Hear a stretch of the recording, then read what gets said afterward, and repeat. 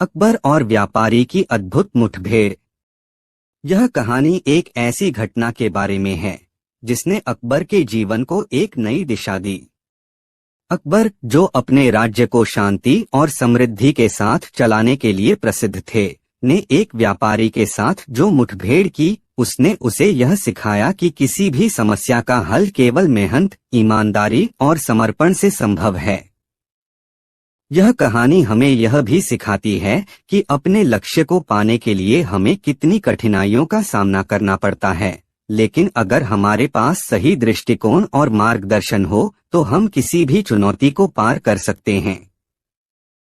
यह एक ठंडी सर्दी की सुबह थी जब अकबर के दरबार में एक व्यापारी आया। वह व्यापारी बहुत ही चिंतित और परेशान नजर आ रहा था। उसने दरबार में प्रवेश किया और अकबर के सामने अपना सिर झुकाकर कहा, महाराज, मैं आपके पास एक समस्या लेकर आया हूँ। मेरी व्यापारिक स्थिति बहुत खराब हो गई है। मैं कई सालों से व्यापार करता आ रहा हूँ, लेकिन पिछले कुछ महीनों से मैं लगातार नुकसान उठा रहा हूँ। मेरी मेहनत का कोई फल नहीं मिल रहा है। अकबर ने व्यापारी की परेशानी को गंभीरता से सुना और उसकी स्थिति को समझा। वह जानता था कि व्यापार में उतार चढ़ाव आते रहते हैं, लेकिन उसने यह भी महसूस किया कि व्यापारी को इस समस्या से निकलने के लिए कुछ मार्गदर्शन की आवश्यकता है। अकबर ने तुरंत बीरबल को बुलाया और व्यापारी की समस्या को सुनाया।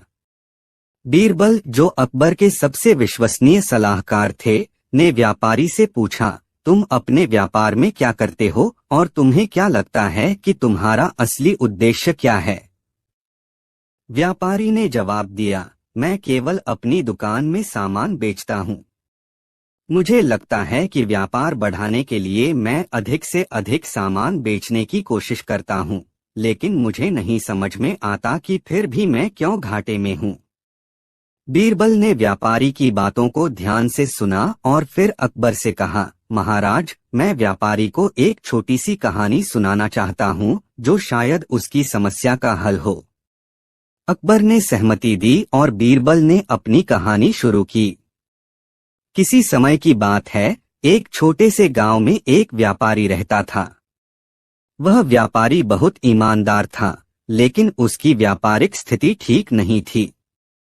वह हमेशा सोचता था कि उसकी मेहनत का फल उसे मिलेगा, लेकिन कई बार ऐसा नहीं होता था। एक दिन उसने सोचा कि वह अपनी मेहनत का पूरा उपयोग करने के लिए कुछ नया करेगा। उसने अपनी पूरी योजना बदल दी और एक नया तरीका अपनाया। वह दिन रात मेहनत करता रहा और धीरे धीरे उसका व्यापार फलने फूलने लगा। लेकिन उसने यह कभी नहीं सोचा कि उसकी सफलता का असली कारण उसकी मेहनत और समर्पण था, बल्कि उसे लगता था कि यह किसी भाग्य का खेल है।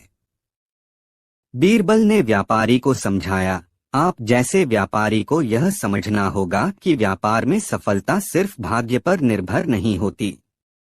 यह ईमानदारी, मेहनत और समर्पण का परिणाम है। जब हम अपने काम को पूरी निष्ठा और ईमानदारी से करते हैं तो सफलता निश्चित रूप से मिलती है। व्यापारी ने बीरबल की बातों को ध्यान से सुना और महसूस किया कि उसने अपनी योजना और दृष्टिकोण में कहीं न कहीं चूक की थी। बीरबल ने उसे बताया, अब तुम अपनी मेहनत और समर्पण के साथ व्यापार में सुधार लाओ। मेहनत का कोई विकल्प नहीं है और सफलता केवल अपने कार्यों पर विश्वास रखने से मिलती है। अकबर ने बीरबल की बातों को ध्यान से सुना और कहा, बीरबल, तुम हमेशा मुझे सही रास्ता दिखाते हो। व्यापारी को उसकी समस्या का हल मिल गया है। हम सबको यह समझना चाहिए कि किसी भी काम में सफलता पाने के लिए हमें आत्मविश्वास और मेहनत की आवश्यकता होती है। यह कहानी हमें यह सिखाती है कि कभी भी कोई काम आसान नहीं होता। चाहे वह व्यापार हो, जीवन के कोई अन्य क्षेत्र या व्यक्तिगत विकास, हर काम में हमें पूरी मेहनत, ईमानदारी और समर्पण के साथ लगना पड़ता है। सफलता कभी रातों रात नहीं मिलती। यह समय, श्रम और सही दृष्टिकोण का परिणाम है। इस घटना के बाद व्यापारी ने अपने व्यापार को नए तरीके से चलाना शुरू किया। उसने अपनी दृष्टि को सही दिशा में बदला और अब वह अधिक मेहनत और ईमानदारी से व्यापार करने लगा। कुछ ही महीनों में उसका व्यापार फिर से फला फूला और उसे यह समझ में आ गया कि सफलता केवल कठिन मेहनत और सही मार्गदर्शन से मिलती है। अकबर ने इस घटना से एक महत्वपूर्ण शिक्षा प्राप्त की। उसने यह महसूस किया कि किसी भी समस्या का हल केवल सही दृष्टिकोण और सही दिशा में मेहनत करने से ही मिलता है। अकबर ने अपनी नीतियों को भी इस सिद्धांत के आधार पर मजबूत किया और अपने राज्य के विकास में ईमानदारी और कठिन मेहनत को सबसे ऊपर रखा। बीरबल की सलाह और अकबर की समझ ने न केवल व्यापारी की समस्या का हल निकाला बल्कि राज्य की समृद्धि और सफलता की दिशा भी तय की। इस अद्भुत मुठभेड़ ने यह साबित किया कि जीवन में किसी भी कठिनाई का सामना करने के लिए केवल सही मानसिकता और समर्पण की आवश्यकता होती है। इसके बाद अकबर और बीरबल के दरबार में एक दिन एक साधु आया। वह बहुत ही साधारण वस्त्र पहने हुए था और उसकी आंखों में गहरी गंभीरता और संतोष था। दरबार में आते ही वह अकबर के पास गया और हाथ जोड़कर कहा, महाराज, मैं आपकी दया और महानता की सराहना करने आया हूँ। मैं एक साधु हूँ और मुझे आपके दरबार में आकर आशीर्वाद प्राप्त करने की इच्छा है। अकबर ने मुस्कुराते हुए उसे बैठने का इशारा किया। बीरबल, जो हमेशा अकबर के पास खड़ा रहते थे, उन्होंने देखा कि साधु का चेहरा कुछ अलग था, जैसे वह कोई विशेष बात बताने आया है। बीरबल ने अपने अनुभव के आधार पर सोचा और अकबर से कहा, महाराज, यह साधु कुछ खास बात करने आया है। हो सकता है इसके पास हमारे लिए कोई ज्ञान या शिक्षा हो। अकबर ने ध्यान से साधु की ओर देखा और उससे पूछा, तुम क्या सिखाने आए हो? क्या तुम हमारे राज्य के लिए कोई उपदेश या सलाह लाए हो? साधु ने धीरे से अपनी बात शुरू की, महाराज, मैं बहुत समय से घुमंतु जीवन जी रहा हूँ और कई स्थानों पर गया हूँ। मैंने बहुत कुछ देखा है, बहुत कुछ सीखा है। आज मैं आपके पास यह सिखाने आया हूँ कि सच्चा सुख क्या है। बहुत से लोग यह सोचते हैं कि सुख केवल भौतिक वस्तुओं में है, लेकिन मैं कहता हूँ कि सच्चा सुख आत्मा के भीतर है। यह कोई बाहरी वस्तु नहीं, बल्कि एक आंतरिक अवस्था है। अगर हम अपने मन को शांति और संतोष से भर लें, तो कोई भी बाहरी कठिनाई हमें प्रभावित नहीं कर सकती। अकबर ने उसकी बातों को गंभीरता से सुना और कहा, तुमने ठीक कहा, लेकिन यह बताओ कि इस सच्चे सुख को कैसे प्राप्त किया जाए। साधु मुस्कुराए और बोले, महाराज, यह बहुत सरल है, लेकिन एक कठिन कार्य भी है। सच्चा सुख पाने के लिए हमें अपने मन और शरीर को अनुशासन में रखना होगा। हमें अपनी इच्छाओं को नियंत्रित करना होगा और जीवन को साधारण रूप से जीना होगा। जब तक हम बाहरी संसार की भौतिक चीजों के पीछे भागते रहेंगे, हम कभी असली सुख नहीं पा सकते। असली सुख अपने अंदर होता है और वह तब मिलता है जब हम अपनी इच्छाओं और आकांक्षाओं को नियंत्रित करते हैं। बीरबल, जो हमेशा अकबर के मार्गदर्शक थे, साधु की बातों को समझते हुए अकबर से बोले, महाराज, यह बहुत दिलचस्प बात है, लेकिन क्या हम इसे अपने दरबार में कोई परीक्षण कर सकते हैं, जिससे हम यह जान सकें कि यह सच है या नहीं? अकबर ने बीरबल की बात मानी और साधु से पूछा, क्या तुम हमें इसका कोई उदाहरण दे सकते हो, जिससे हम यह समझ सकें कि सच्चा सुख कैसे प्राप्त किया जा सकता है? साधु ने मुस्कुराते हुए कहा, मुझे यह साबित करने के लिए एक साधारण उदाहरण चाहिए। अगर आप मुझे एक मौका दें, तो मैं आपको दिखा सकता हूं कि जीवन का असली सुख क्या है। आप मुझे एक दिन का समय दें और मैं आपको कुछ ऐसी चीजें दिखाऊंगा जो आपके जीवन को एक नया दृष्टिकोण दे देंगी। अकबर ने सोचा और कहा, ठीक है, मैं तुम्हें एक दिन का समय देता हूं। हम देखेंगे कि तुम क्या दिखा सकते हो। अगले दिन साधु ने अकबर और बीरबल को एक स्थान पर बुलाया। वहां उसने उन्हें एक बगीचा दिखाया जिसमें बहुत सारी रंग बिरंगी फूलों की कलियां खिली हुई थीं। साधु ने अकबर और बीरबल से कहा, यह बगीचा दिखाता है कि जीवन में विविधता और सुंदरता होती है, लेकिन क्या आप जानते हैं कि जो कलियां यहाँ खिल रही हैं, वे बहुत समय से तैयार हो रही थीं। क्या आपने कभी सोचा है कि इन फूलों के पीछे कितनी मेहनत और समय की आवश्यकता होती है? अकबर और बीरबल ने ध्यान से सुना और साधु ने आगे कहा, इसी तरह जीवन में भी हमें मेहनत और समय से सच्चा सुख प्राप्त करना होता है। हम जितना जल्दी किसी चीज को हासिल करने की कोशिश करेंगे, उतना ही अधिक तनाव और निराशा महसूस करेंगे। लेकिन यदि हम शांति और संतोष के साथ जीवन जीते हैं, तो हम धीरे धीरे अपने लक्ष्य की ओर बढ़ सकते हैं, जैसे ये फूल धीरे धीरे खिलते हैं। साधु ने फिर उन्हें एक तालाब की ओर इशारा किया जिसमें शांतिपूर्वक पानी बह रहा था। वह बोले, देखिए यह पानी, यह शांत है और अपनी गति से बह रहा है। अगर हम भी अपनी जीवन की गति को शांति से अपनाएं और स्थिर रहें, तो हम अपने भीतर के सुख को पा सकते हैं। अकबर और बीरबल ने साधु की बातों को समझा और महसूस किया कि वह सही कह रहे थे। साधु ने उन्हें यह भी बताया कि जीवन में संघर्ष और कठिनाइयां सभी को मिलती हैं, लेकिन जो व्यक्ति अपनी मानसिक स्थिति को स्थिर और शांत रखता है, वही असली सुख को पा सकता है। अकबर ने साधु का धन्यवाद किया और कहा, तुमने हमें जीवन का असली अर्थ समझाया। हम हमेशा दौड़ते रहते हैं और कभी यह नहीं समझ पाते कि सच्चा सुख हमारे भीतर है। हम अपनी इच्छाओं और भौतिक चीजों के पीछे भागते रहते हैं, लेकिन हमें अपने मन को शांत और संतुष्ट रखना चाहिए। साधु ने कहा, महाराज, सच्चे सुख का मार्ग यही है, मन को शांत रखना और जो कुछ भी हमारे पास है उसमें संतुष्ट रहना। इस संसार की सारी दौलत भी अगर हमें संतोष की स्थिति में नहीं लाती, तो वह हमें कभी असली सुख नहीं दे सकती। अकबर और बीरबल ने यह समझ लिया कि जीवन में अगर हमें असली सुख प्राप्त करना है, तो हमें अपने दृष्टिकोण और जीवन के प्रति दृष्टि को बदलना होगा। हमें भौतिक सुखों की बजाय आत्मिक सुख की ओर अग्रसर होना होगा।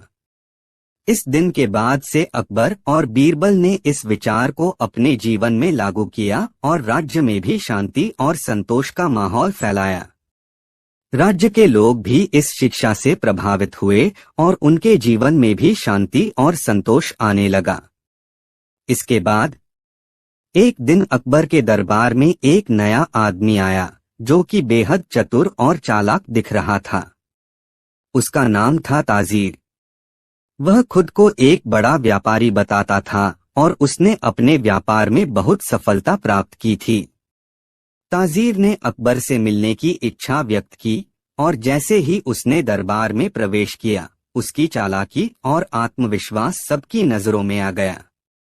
ताजीर ने अकबर से कहा, महाराज, मैं एक व्यापारी हूँ और मेरे पास व्यापार के बहुत अच्छे तरीके हैं, जो अगर आपके राज्य में लागू किए जाएं, तो आपके राज्य की समृद्धि और भी बढ़ सकती है। मैं आपके लिए बहुत लाभकारी हो सकता हूँ। अकबर, जो हमेशा नए विचारों और सुझावों के लिए खुले रहते थे, ताजीर की बातों में दिलचस्पी लेने लगे। उन्होंने कहा, तुम्हारे पास क्या तरीका है जो हमारे राज्य के लिए फायदेमंद हो सकता है? ताजीर ने मुस्कुराते हुए जवाब दिया, महाराज, मैं आपसे कुछ समय मांगता हूँ। मुझे राज्य में घूमने का मौका दें और मैं आपको दिखाऊंगा कि किस तरह व्यापार के द्वारा हम समृद्धि ला सकते हैं। अकबर ने उसकी बात मानी और ताजीर को राज्य में कहीं भी घूमने की आजादी दे दी। ताजीर ने अपना काम शुरू किया और धीरे धीरे राज्य के विभिन्न हिस्सों में व्यापार को बढ़ावा देने की कोशिश की। वह लोगों को नए व्यापारिक तरीके और उधारी के तरीके सिखाता और जल्दी ही उसकी प्रतिष्ठा फैलने लगी। लेकिन बीरबल को ताजीर की चालाकी पर संदेह था। उन्होंने अकबर से कहा, महाराज, इस आदमी की बातें बहुत प्यारी लग रही हैं, लेकिन मुझे लगता है कि यह केवल अपनी जेब भरने के लिए यह सब कर रहा है। हमें इसे ध्यान से देखना होगा। अकबर ने बीरबल की बातों को नजरअंदाज कर दिया और ताजीर को अपने राज्य के विकास में योगदान देने का पूरा मौका दिया। ताजीर की योजना पर काम तेजी से चलने लगा और कुछ ही महीनों में राज्य में व्यापार के नाम पर बहुत सारी उधारी और ऋण फैलने लगे। कुछ दिनों बाद राज्य में अचानक बहुत से लोग कर्जदार बन गए और वे ताजीर से उधारी चुकाने में असमर्थ हो गए। इसने राज्य की आर्थिक स्थिति को संकट में डाल दिया। लोग ताजीर से शिकायत करने लगे, लेकिन ताजीर ने कोई ध्यान नहीं दिया। वह बस अपनी जेब भरता रहा और अन्य लोगों को और कर्ज देने के तरीकों को बढ़ावा देता रहा। यह स्थिति देख बीरबल ने अकबर से कहा, महाराज, अब हमें इस ताजीर को अपनी चालाकियों का फल चखाना होगा। इसका दिमाग ठीक से काम नहीं कर रहा है और यह हमारे राज्य को संकट में डाल रहा है। अकबर को अब समझ में आ गया कि बीरबल की बातें सही थीं। उन्होंने ताजीर को दरबार में बुलाया और उससे कड़े सवाल पूछे। ताजीर ने अपनी बातों को सफाई से पेश किया, लेकिन अकबर ने उसकी बातों में कोई सच्चाई नहीं पाई। अकबर ने ताजीर से कहा, तुमने हमारे राज्य में बहुत से लोग कर्ज में डूबो दिए हैं और इसका असर हमारी समृद्धि पर पड़ रहा है। अब तुम्हें इसका खामियाजा भुगतना होगा। अकबर ने ताजीर के खिलाफ सख्त कार्रवाई करने का निर्णय लिया और उसे दरबार से बाहर कर दिया। साथ ही उसने राज्य में व्यापारिक नियमों को कड़ा किया ताकि इस तरह के घोटाले फिर से न हो सकें। बीरबल ने मुस्कुराते हुए अकबर से कहा, महाराज, आपने सही निर्णय लिया। कभी कभी हमें अपनी आंखें खोलनी पड़ती हैं ताकि हम असली चरित्र को पहचान सकें। राज्य में फिर से शांति और समृद्धि का माहौल बना और लोग अकबर और बीरबल के निर्णयों से खुश हुए। उन्होंने देखा कि व्यापार और समृद्धि केवल अच्छे और ईमानदार तरीकों से ही संभव हो सकती है, न कि चालाकियों से। अगली कहानी, अकबर का ताज और बीरबल की चतुराई। एक दिन अकबर ने बीरबल को अपने दरबार में बुलाया और कहा, बीरबल, आज मैं तुमसे एक महत्वपूर्ण सवाल पूछता हूँ। मुझे यह बताओ, अगर मैं तुम्हें अपना ताज दे दूं तो तुम उसे कैसे संभालोगे? बीरबल ने अकबर की आंखों में झांकते हुए जवाब दिया, महाराज, अगर आप मुझे अपना ताज दे देंगे तो मैं उसे पूरी तरह से संभालने के लिए हर संभव प्रयास करूंगा, लेकिन ताज का असली मालिक आप ही हैं। अकबर ने बीरबल की बातों को सुना और मुस्कुराते हुए कहा, लेकिन तुम जानते हो कि ताज को संभालने का अधिकार केवल एक राजा का होता है और वह अधिकार मैं तुमसे नहीं ले सकता। बीरबल हंसी में बोले, महाराज, ताज का असली महत्व उसकी सजावट और शाही प्रतीक में नहीं है, बल्कि उसके पीछे छुपी जिम्मेदारी और उसके द्वारा किए गए अच्छे कार्यों में है। अकबर ने बीरबल की बातों पर ध्यान दिया और सोचा कि क्या ताज का महत्व केवल उस पर लगी कीमती रत्नों और सोने से ही है या फिर उसके द्वारा किए गए महान कार्यों से जुड़ा है। इस पर बीरबल ने अकबर को एक दिलचस्प कहानी सुनाई, जिससे अकबर को ताज के असली महत्व का एहसास हुआ। अगली कहानी, अकबर और बीरबल की अद्भुत बुद्धिमानी का मुकाबला। एक दिन अकबर ने अपने दरबार में बीरबल से कहा, बीरबल, मुझे कुछ ऐसा चाहिए जो सबको चौंका दे। मैं चाहता हूं कि तुम एक ऐसी बात बताओ जिसे सुनकर हर कोई हैरान रह जाए। बीरबल ने अकबर की बातों को सुना और मुस्कुराते हुए कहा, महाराज, आप जैसे महान शासक से तो इस तरह की बात की उम्मीद करना ही चाहिए। मुझे कुछ समय दीजिए, मैं आपके लिए एक ऐसी बात लेकर आऊंगा जो सभी को चौंका देगी। अकबर ने बीरबल को आदेश दिया कि वह जल्दी से कुछ लाकर दिखाएं। बीरबल ने कहा, महाराज, मैं कुछ समय बाद आपके पास लौटता हूं, और वह दरबार से बाहर निकल गए। बीरबल जब दरबार से बाहर निकले तो उन्होंने एक आदिवासी गांव के पास के जंगल में जाने का निश्चय किया। वहां बीरबल ने देखा कि गांव के लोग और उनके बच्चे जंगल में काम कर रहे थे, लेकिन उनमें से कोई भी एक साथ नहीं काम कर रहा था। सब अपनी अपनी जगह पर बंटे हुए थे और एक साथ मिलकर कुछ भी नहीं कर पा रहे थे। बीरबल ने सोचा, अगर इन लोगों को एकजुट किया जाए तो ये अपनी मेहनत से बहुत कुछ कर सकते हैं। और बीरबल ने एक योजना बनाई। उन्होंने गांव के बच्चों से कहा, अगर तुम सभी एक साथ काम करो तो तुम बहुत जल्दी अपना काम खत्म कर सकते हो। गांव के बच्चे बीरबल की बातों को ध्यान से सुनते रहे। बीरबल ने कहा, मैं तुम्हें एक खेल दिखाता हूं। जो भी मेरी बात मानेगा वह जीत जाएगा। फिर बीरबल ने बच्चों से कहा, तुम्हें एक बड़ी लकड़ी की छड़ी से एक बड़ा भारी पत्थर उठाकर पास के तालाब तक ले जाना है। अगर तुम सभी एक साथ मिलकर इस काम को करेंगे तो तुम जीत जाओगे। लेकिन अगर तुम अकेले इस काम को करने का प्रयास करोगे तो तुम असफल होगे। सभी बच्चे एक साथ लकड़ी के साथ उस भारी पत्थर को उठाने लगे। थोड़ी ही देर में उन्होंने वह काम पूरा कर लिया। बीरबल ने बच्चों से कहा, देखो, जब तुम एक साथ मिलकर काम करते हो तो बड़ी से बड़ी चुनौती भी आसान हो जाती है। यह सुनकर बच्चों ने खुशी से बीरबल की सराहना की। अब बीरबल वापस अकबर के दरबार में लौट आए। अकबर ने बीरबल से पूछा, क्या तुमने वह बात ढूंढ ली जिसे सुनकर लोग हैरान हो जाएं?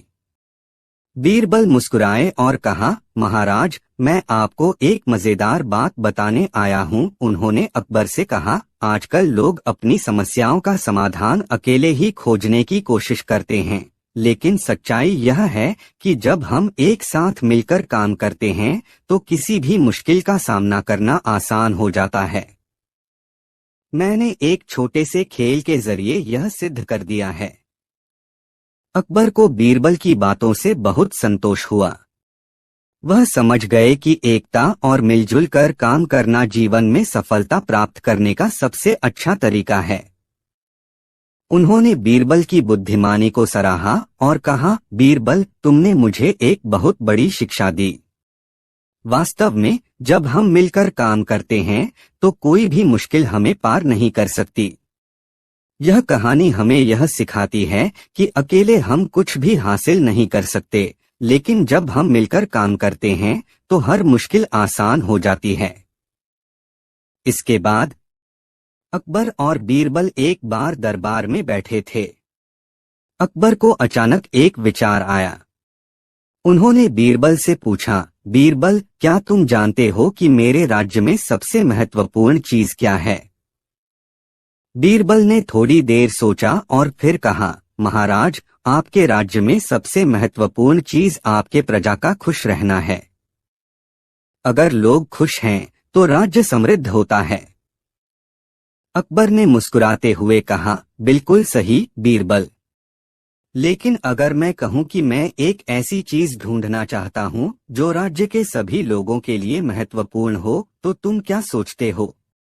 बीरबल ने कहा, महाराज, आपके राज्य में बहुत सारी चीजें महत्वपूर्ण हैं, जैसे शांति, न्याय और समृद्धि। लेकिन अगर मैं एक चीज चुनने को कहूं तो वह है विश्वास। अगर लोगों का आप पर विश्वास है तो वे आपकी हर बात मानेंगे और हर मुश्किल को मिलकर हल करेंगे। अकबर ने बीरबल की बातों को गंभीरता से सुना और कहा, बीरबल, तुम सही कहते हो। विश्वास ही राज्य की सफलता की कुंजी है। लेकिन मुझे एक और बात समझ में नहीं आती। क्या विश्वास हमेशा टिकता है? क्या कोई तरीका है जिससे हम इसे बनाए रख सकें? बीरबल ने कहा, महाराज, विश्वास तब टिकता है जब हम अपने शब्दों और कार्यों से उसे प्रमाणित करते हैं। अगर हमारी कार्रवाई हमारी बातों से मेल खाती है तो लोग हम पर विश्वास करते हैं।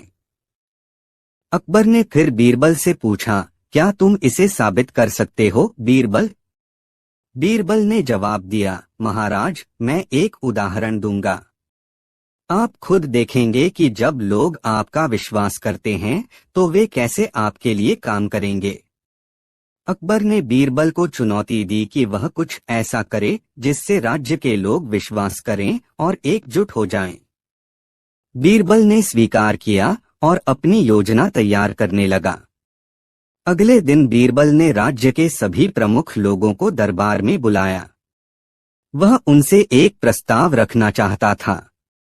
जब सभी लोग इकट्ठा हो गए तो बीरबल ने कहा, आप सभी जानते हैं कि हमारे राज्य में कई समस्याएं हैं, लेकिन हम सभी मिलकर इन समस्याओं का हल निकाल सकते हैं। हम अगर विश्वास करें तो किसी भी कठिनाई का सामना कर सकते हैं। बीरबल ने सभी से एक प्रश्न पूछा, क्या आप मुझ पर विश्वास करते हैं? सभी ने एक स्वर में कहा, हाँ बीरबल, हम आप पर विश्वास करते हैं। फिर बीरबल ने अपनी योजना बताई। उन्होंने कहा, अगर आप मुझ पर विश्वास करते हैं तो आइए हम सभी मिलकर एक ऐसा काम करें जो न केवल राज्य की समस्याओं को हल करें बल्कि लोगों के बीच विश्वास और एकता को भी मजबूत करे। बीरबल ने सभी को एक नदी के किनारे जाने के लिए कहा, जहां एक बहुत बड़ा पत्थर पड़ा था। बीरबल ने कहा, यह पत्थर हमारे राज्य की सबसे बड़ी समस्या का प्रतीक है। हम सब मिलकर इसे हटा सकते हैं, लेकिन इसके लिए हमें एकजुट होना पड़ेगा। सभी लोग बीरबल के साथ नदी के किनारे पहुंचे। बीरबल ने कहा, अब हम सब मिलकर इस पत्थर को हटा देंगे ताकि हम यह दिखा सकें कि जब हम सब एकजुट होते हैं तो कोई भी समस्या हमारे लिए बड़ी नहीं होती। सभी लोग एक साथ मिलकर पत्थर को हटाने लगे। थोड़ी देर बाद सभी ने मिलकर उस पत्थर को हटा दिया। यह देखकर सभी लोग हैरान रह गए। उन्होंने देखा कि अगर वे एक साथ काम करें तो कोई भी मुश्किल हल हो सकती है। अकबर ने यह सब देखा और मुस्कुराए। उन्होंने बीरबल से कहा, बीरबल, तुम सच में चतुर हो। तुमने साबित कर दिया कि विश्वास और एकता से हम किसी भी समस्या का समाधान कर सकते हैं। यह घटना राज्य में सबको एकजुट करने का कारण बनी। लोग समझ गए कि जब विश्वास और सहयोग हो तो कोई भी चुनौती बड़ी नहीं होती। अकबर ने बीरबल की बुद्धिमानी की सराहना की और अपने राज्य में विश्वास और एकता को बढ़ावा दिया।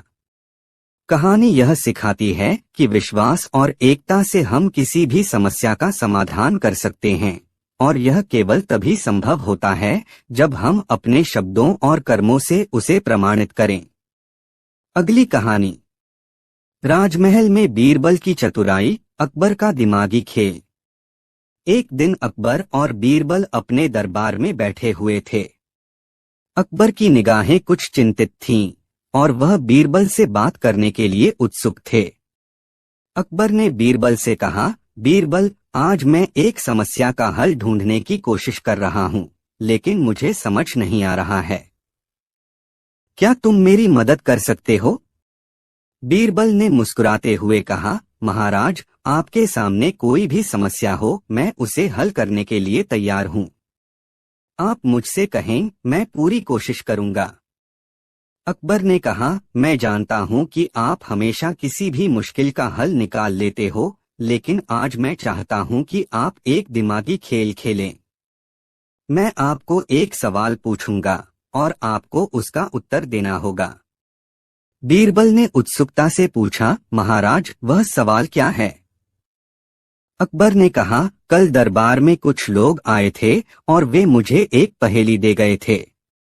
वे कहते हैं कि कोई भी इसे हल नहीं कर सकता, लेकिन मुझे विश्वास है कि आप इसे हल कर सकते हैं। बीरबल ने ध्यान से सुना और कहा, महाराज, मुझे वह पहेली बताएं, मैं उसे जरूर हल कर दूंगा। अकबर ने कहा, ठीक है, ध्यान से सुनिए। वे कहते हैं कि इस पहेली का उत्तर केवल वही व्यक्ति दे सकता है जो पूरी तरह से चतुर हो। और वह पहेली यह है, एक कमरे में 5 व्यक्ति हैं। 3 को छोड़कर बाकी 2 व्यक्ति एक दूसरे को देख सकते हैं, लेकिन वे किसी को भी देख नहीं सकते। फिर बताइए, उस कमरे में कौन व्यक्ति सबसे ज्यादा चतुर है? बीरबल ने यह पहेली सुनी और कुछ देर सोचने लगे। वह जानते थे कि अकबर ने उन्हें एक कठिन सवाल दिया है, लेकिन वह भी जानते थे कि इस सवाल का हल कहीं न कहीं छुपा हुआ है। बीरबल ने अकबर से कहा, महाराज, यह सवाल बहुत दिलचस्प है, लेकिन इसका हल खोजने के लिए मुझे कुछ समय चाहिए। अकबर ने कहा, मैं जानता हूं कि आप इसे हल कर लेंगे, बीरबल। बीरबल ने ध्यान से सोचना शुरू किया। उन्हें महसूस हुआ कि सवाल में कुछ छिपी हुई बातें हैं। उन्होंने कमरे में 5 व्यक्तियों की स्थिति की कल्पना की और ध्यान से यह सोचा कि 3 लोग एक दूसरे को देख सकते हैं, लेकिन बाकी 2 नहीं देख सकते। इसके बाद बीरबल ने अपने दिमागी खेल की शुरुआत की और कुछ देर बाद एक हल पर पहुंचे। वह अकबर के पास गए और बोले, महाराज, मुझे पहेली का हल मिल गया है। अकबर ने उत्सुकता से पूछा, क्या है वह हल, बीरबल? बीरबल मुस्कुराते हुए कहा, महाराज, इस पहेली का हल यह है कि जो 2 व्यक्ति एक दूसरे को नहीं देख सकते, वह सबसे ज्यादा चतुर हैं, क्योंकि उन दोनों को केवल अपने अनुभव और समझ पर निर्भर रहना होगा। वे एक दूसरे को देख नहीं सकते, इसका मतलब है कि वे केवल अपनी सूझबूझ और चतुराई पर निर्भर हैं। अकबर को बीरबल का उत्तर सुनकर बहुत आश्चर्य हुआ। वह बीरबल की चतुराई से बेहद प्रभावित हुए और बोले, बीरबल, तुमने सचमुच इस पहेली का हल बहुत चतुराई से निकाला। बीरबल ने कहा, महाराज, यह बस एक साधारण सा खेल था, लेकिन इससे यह सीखने को मिलता है कि कभी कभी हमें चीजों को अपनी समझ और अनुभव से परखना पड़ता है, न कि सिर्फ देख देख कर। अकबर ने बीरबल की बुद्धिमानी की सराहना की और कहा, तुम हमेशा कुछ नया सिखाते हो, बीरबल। तुम्हारी चतुराई और बुद्धिमानी के लिए मैं हमेशा कृतज्ञ रहूंगा। इस घटना ने दरबार में बैठे सभी व्यक्तियों को यह सिखाया कि अगर हम अपनी समझ और सूझबूझ का सही इस्तेमाल करें, तो किसी भी चुनौती का समाधान निकाला जा सकता है। इसके बाद दरबार में एक ठंडी चुप्पी छा गई। सभी दरबारी बीरबल की चतुराई की सराहना कर रहे थे। अकबर का चेहरा भी गर्व से चमक रहा था। वह बीरबल की बुद्धिमानी और समझदारी से पूरी तरह प्रभावित थे। अकबर ने बीरबल से कहा, तुम हमेशा नए विचारों और समाधान के साथ आते हो, बीरबल। आज मुझे फिर से यह एहसास हुआ कि तुम्हारी बुद्धिमानी का कोई जवाब नहीं। बीरबल ने सिर झुकाकर अकबर का आभार व्यक्त किया और कहा, महाराज, यह सब आपके आशीर्वाद और मार्गदर्शन से ही संभव हो पाया है। आप ही ने मुझे यह अवसर दिया और सिखाया कि हमेशा सोच समझकर काम करना चाहिए। अकबर मुस्कुराए और कहा, बीरबल, तुम्हारी इस साधारण सी बात ने मुझे एक गहरी सीख दी है। हमें अपने ज्ञान और समझ का सही इस्तेमाल करना चाहिए। कभी कभी हम चीजों को देखकर उनका मूल्यांकन करते हैं, लेकिन अगर हम सोच समझकर कदम बढ़ाएं, तो कहीं न कहीं हमें सही रास्ता मिल ही जाता है। इसी बीच दरबार में एक नया दरबारी आया। वह अकबर के पास आया और बोला, महाराज, मैं आपके दरबार में शामिल होना चाहता हूँ। मैं बहुत अच्छे विचारक और रणनीतिकार हूँ। क्या आप मुझे अपनी सेना का सलाहकार नियुक्त करेंगे? अकबर ने उस व्यक्ति को एक नजर देखा और फिर बीरबल की तरफ देखा। बीरबल समझ गए कि अकबर उसे परखने के लिए एक अवसर देना चाहते हैं। बीरबल ने धीरे से कहा, महाराज, इस व्यक्ति के पास भी अपने विचार हैं, लेकिन क्या वह अपनी बातों को व्यवहार में बदल सकता है? अकबर ने मुस्कुराते हुए उस नए दरबारी को कहा, तुमने सही पूछा, बीरबल। हम सबको अपनी बातें सिद्ध करने का अवसर देना चाहिए। तो इस व्यक्ति को एक मौका देते हैं। अकबर ने उस नए दरबारी को चुनौती दी, तुम 1 महीने के लिए हमारे दरबार में आकर अपनी योजनाएं और रणनीतियां दिखाओ। उसके बाद ही हम तुम्हारे बारे में निर्णय लेंगे। वह व्यक्ति खुश हो गया और अपनी योजनाओं के बारे में बताने लगा, लेकिन बीरबल चुपचाप सुन रहे थे। उन्होंने महसूस किया कि यह व्यक्ति केवल शब्दों के खेल में माहिर था, लेकिन असलियत में उसके पास कोई ठोस विचार नहीं थे। 1 महीने बाद उस व्यक्ति ने अपनी रणनीतियों को अकबर के सामने प्रस्तुत किया, लेकिन बीरबल ने देखा कि उन योजनाओं में कुछ भी नया नहीं था और वे केवल सामान्य बातें थीं जो किसी को भी आसानी से समझ में आ सकती थीं। बीरबल ने अकबर से कहा, महाराज, इन योजनाओं में कोई गहरी सोच या चतुराई नहीं है। यह सब केवल दिखावा है। अकबर ने बीरबल की बात को समझा और उस व्यक्ति से कहा, तुम्हारा ज्ञान केवल शब्दों तक ही सीमित है। असल में यह सफलता तभी मिलती है जब हम अपनी बातों को व्यवहार में उतारने का तरीका जानते हैं। तुम अपनी बातों को सिद्ध करने में सक्षम नहीं हो, इसलिए हम तुम्हें अपने दरबार से बाहर भेजते हैं। यह सुनकर वह व्यक्ति लज्जित हो गया और चुपचाप दरबार से बाहर चला गया। अकबर ने बीरबल से कहा, तुम हमेशा मुझे सही रास्ता दिखाते हो बीरबल। तुम्हारी चतुराई और समझदारी ने मुझे इस कठिनाई से उबार लिया। बीरबल ने मुस्कुराते हुए कहा, महाराज, सच्ची सफलता कभी भी केवल शब्दों पर निर्भर नहीं होती।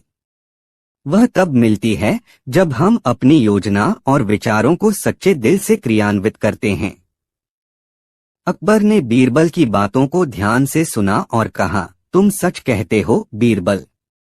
सही निर्णय वही होते हैं जो न केवल सच्चे होते हैं बल्कि वे व्यवहारिक भी होते हैं। यह घटना दरबार में एक महत्वपूर्ण मोड़ साबित हुई, क्योंकि अकबर ने फिर से यह समझा कि अच्छे विचारों के साथ साथ उन्हें कार्य रूप में बदलना भी महत्वपूर्ण होता है। बीरबल की चतुराई ने अकबर को जीवन के एक और महत्वपूर्ण पाठ से अवगत कराया। अगली कहानी, अकबर और बीरबल की शेर की चुनौती। एक दिन अकबर अपने महल के बगीचे में टहल रहे थे। उनके साथ बीरबल भी थे। अकबर ने शेरों के बारे में सोचते हुए बीरबल से पूछा, बीरबल, क्या तुम यह मानते हो कि शेर सबसे ताकतवर और डरावना जानवर है? बीरबल मुस्कुराए और बोले, महाराज, यह सच है कि शेर का रुतबा बहुत बड़ा है, लेकिन ताकत का असली माप उसके व्यवहार और साहस में है, न कि सिर्फ उसकी शारीरिक ताकत में। अकबर थोड़ा हैरान हुए और बोले, क्या तुम यह कहना चाहते हो कि शेर की ताकत सिर्फ उसकी शारीरिक ताकत पर निर्भर नहीं होती? तो फिर उसका डर क्यों होता है? बीरबल ने एक पल सोचा और फिर अकबर से कहा, महाराज, अगर आप मुझे अनुमति दें तो मैं आपको शेर की ताकत का एक अलग पहलू दिखा सकता हूँ। अकबर ने बीरबल की बात सुनी और कहा, बिल्कुल बीरबल, मैं तुम्हारे ज्ञान को जानने का इच्छुक हूँ, लेकिन यह चुनौती तुम्हें साबित करनी होगी। बीरबल ने मुस्कुराते हुए कहा, महाराज, मैं आपको यह साबित करूंगा कि ताकत सिर्फ शरीर में नहीं बल्कि विवेक और साहस में भी होती है। अगले दिन बीरबल ने अकबर को एक दिलचस्प चुनौती दी। उन्होंने कहा, महाराज, हम शेर के सामने एक अद्भुत परीक्षण करेंगे।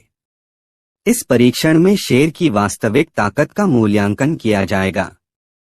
अकबर थोड़े चौंके और बोले, कैसे बीरबल? बीरबल ने कहा, महाराज, हम एक शेर को एक बड़े बगीचे में छोड़ देंगे और वह जब भी किसी को डराएगा या हमला करेगा तब हम उसे तुरंत उसकी जंजीर से बांध देंगे। फिर हम देखेंगे कि वह कितना साहसी और समझदार है। अकबर यह सुनकर थोड़े हैरान हुए, लेकिन उन्होंने बीरबल की बुद्धिमानी पर विश्वास किया और उसकी योजना को मान्यता दी। कई दिनों बाद शेर को बगीचे में छोड़ा गया। शेर ने अपने डरावने दांतों से एक एक जानवर को दौड़ाया। बीरबल और अकबर बगीचे में खड़े थे और यह देख रहे थे।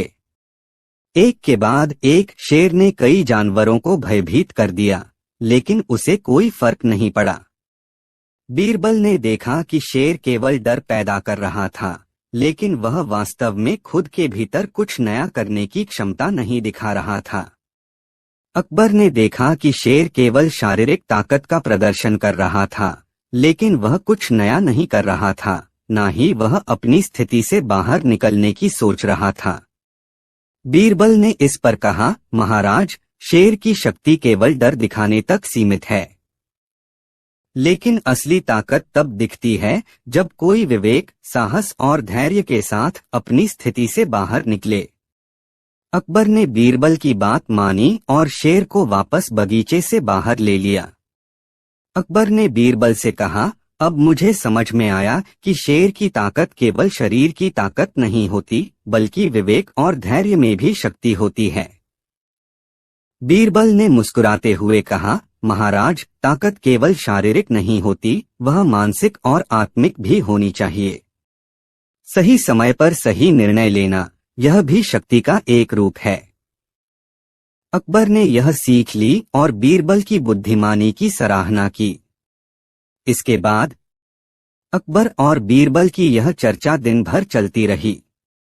अकबर को अब समझ में आ रहा था कि शेर की ताकत केवल उसकी शारीरिक शक्ति में नहीं, बल्कि उसकी मानसिक स्थिति और निर्णय लेने की क्षमता में भी होती है।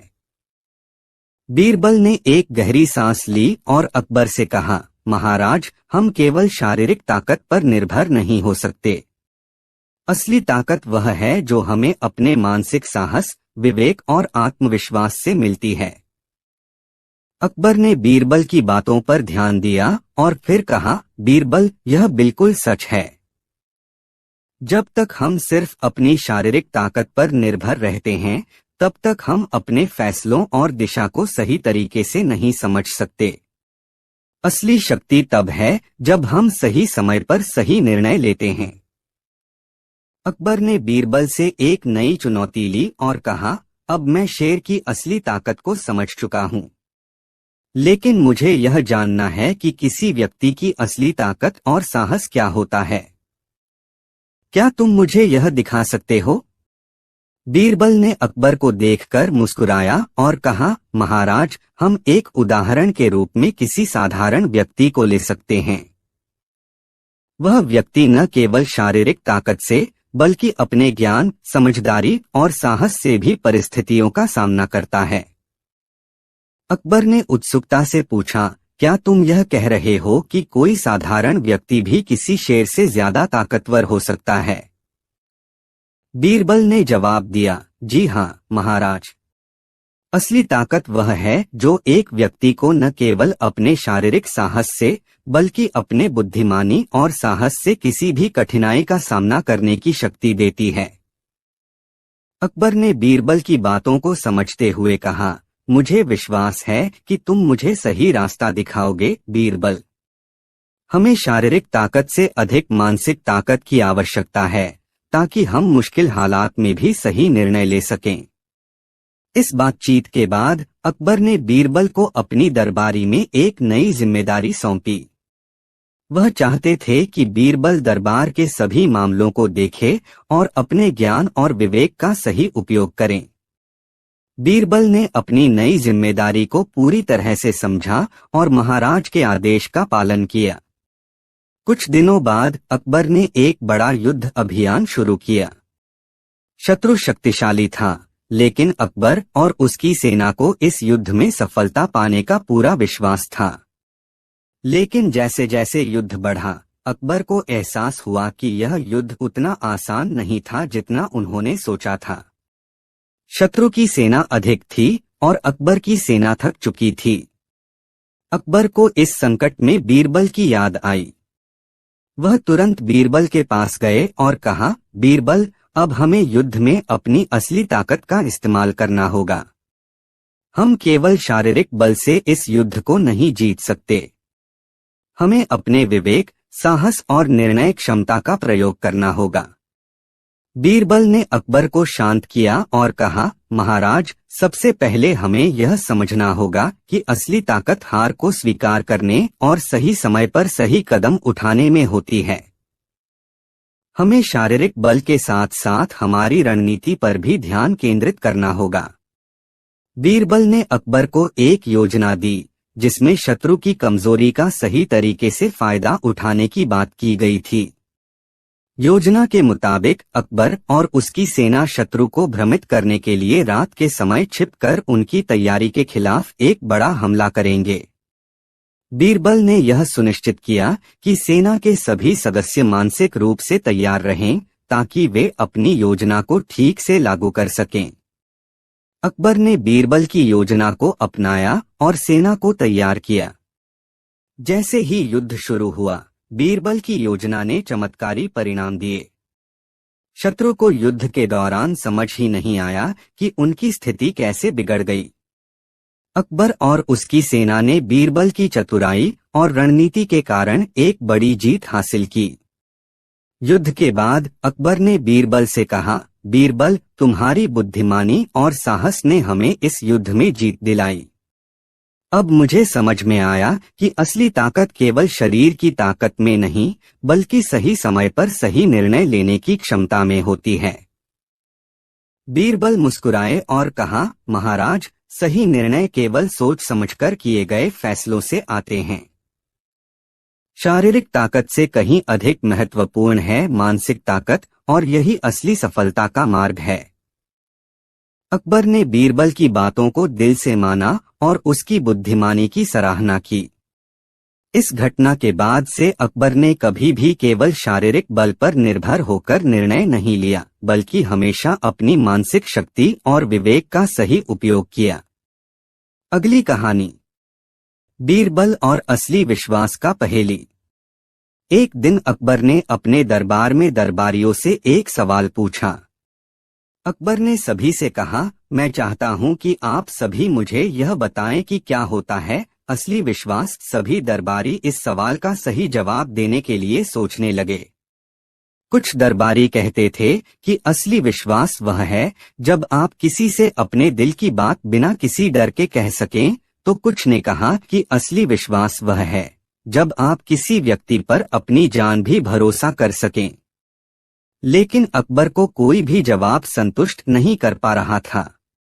वे बहुत चिंतित हो गए और बीरबल से पूछा, बीरबल, तुम बताओ असली विश्वास का क्या मतलब है। बीरबल मुस्कराए और बोले, महाराज, मैं आपको इसका उत्तर एक पहेली के रूप में दूंगा। अकबर ने उत्सुकता से पूछा, क्या पहेली है बीरबल? बीरबल ने कहा, महाराज, मुझे यकीन है कि आप इस पहेली को सुलझा लेंगे। आपसे एक सवाल है, क्या आप किसी व्यक्ति पर विश्वास करेंगे अगर वह व्यक्ति आपकी जान को खतरे में डाल सकता है? अकबर थोड़े हैरान हुए और बोले, यह तो बिल्कुल मुश्किल सवाल है बीरबल। कोई भी इंसान अपनी जान को खतरे में डालने वाले पर कैसे विश्वास कर सकता है? बीरबल हंसी से बोले, महाराज, यही असली विश्वास का अर्थ है। असली विश्वास वह है जब आप किसी पर अपनी जान भी छोड़ सकते हैं और वह व्यक्ति आपके विश्वास को धोखा नहीं देगा। अकबर ने ध्यान से सुना और बीरबल से पूछा, तो इसका मतलब यह है कि असली विश्वास वह होता है जो बिना किसी शर्त के होता है? बीरबल ने हाँ में सिर हिलाया और कहा, जी महाराज, यह वही है। असली विश्वास किसी से उसकी अच्छाई या बुराई नहीं पूछता, यह केवल विश्वास पर आधारित होता है। अकबर ने अब सोचा और बोले, तुमने सही कहा बीरबल। असली विश्वास वह होता है जो बिना किसी शंका या संदेह के होता है। तभी बीरबल ने अकबर को एक कहानी सुनानी शुरू की, जिससे वह असली विश्वास के बारे में और गहरे से समझ पाते। महाराज, बीरबल ने कहा, बहुत समय पहले एक गांव में एक बहुत ज्ञानी संत रहते थे। लोग उनके पास अपने सारे समस्याएं लेकर आते थे। एक दिन एक आदमी अपने बेटे के साथ संत के पास पहुंचा। आदमी ने संत से कहा, मुझे विश्वास नहीं हो रहा कि मेरा बेटा कभी समझदारी से काम करेगा। संत ने बेटे से पूछा, तुम्हें क्या करना है? बेटे ने जवाब दिया, मुझे अपने पिता का विश्वास जीतने की कोशिश करनी है। संत ने उस युवक को कुछ समय के लिए अलग भेज दिया और पिता से कहा, आपका बेटा समय के साथ अपनी अच्छाइयों को दिखाएगा। विश्वास केवल समय से ही साबित होता है। संत के शब्दों को समझकर वह पिता कुछ समय बाद गांव छोड़कर शहर में बसने चला गया। जब वह फिर से वापस लौटा तो उसने देखा कि उसका बेटा बहुत समझदार हो चुका था और उसे सही रास्ता दिखा रहा था। संत की बात सच साबित हुई थी। अकबर ने गहरी सोच में पड़ते हुए कहा, बीरबल, इस कहानी ने मुझे सही दिशा दिखाई है। मैं अब समझ गया हूं कि असली विश्वास सिर्फ शब्दों में नहीं बल्कि कर्मों में भी होता है। बीरबल ने मुस्कुराते हुए कहा, जी महाराज, असली विश्वास समय के साथ और अनुभव से साकार होता है। अकबर ने दरबार में सभी से कहा, आज से मैं सभी दरबारियों से यही कहूंगा कि असली विश्वास वह है जो बिना किसी शर्त के होता है। यह विश्वास कर्मों से साबित होता है, शब्दों से नहीं। सभी दरबारी अकबर के शब्दों से सहमत हुए और बीरबल की बुद्धिमत्ता की सराहना की। इस प्रकार अकबर और बीरबल ने दरबार में विश्वास का सही मतलब समझाया और सभी को यह सिखाया कि असली विश्वास वही है जो दिल से किया जाता है और किसी भी मुश्किल समय में नहीं टूटता। इस कहानी से यह सिद्ध हुआ कि असली विश्वास का कोई विशिष्ट रूप नहीं होता। यह एक आंतरिक भावना है जो समय, अनुभव और सच्चाई से जुड़ी होती है। इसके बाद एक दिन अकबर ने अपने दरबार में सभी दरबारियों को बुलाया और एक नया सवाल पूछा। मुझे यह बताओ कि जो लोग लगातार नफरत फैलाते हैं और दूसरों को नुकसान पहुंचाते हैं, उन्हें क्यों नहीं सही रास्ता दिखाया जाता? अकबर का सवाल सभी को हैरान कर दिया। बीरबल ने थोड़ी देर सोचा और फिर जवाब दिया, महाराज, हर व्यक्ति की सोच और प्रवृत्ति अलग होती है। नफरत और घृणा का कारण सिर्फ बाहर की स्थितियों से नहीं बल्कि व्यक्ति के भीतर की असंतोष और भ्रम से होता है। अकबर ने पूछा, तुम क्या कहना चाहते हो बीरबल? बीरबल ने कहा, महाराज, एक समय की बात है। एक छोटे से गांव में एक युवा लड़का रहता था जो बहुत ही गुस्सैल और नफरत से भरा हुआ था। वह हमेशा दूसरों को नीचा दिखाने और उनकी निंदा करने में लगा रहता था।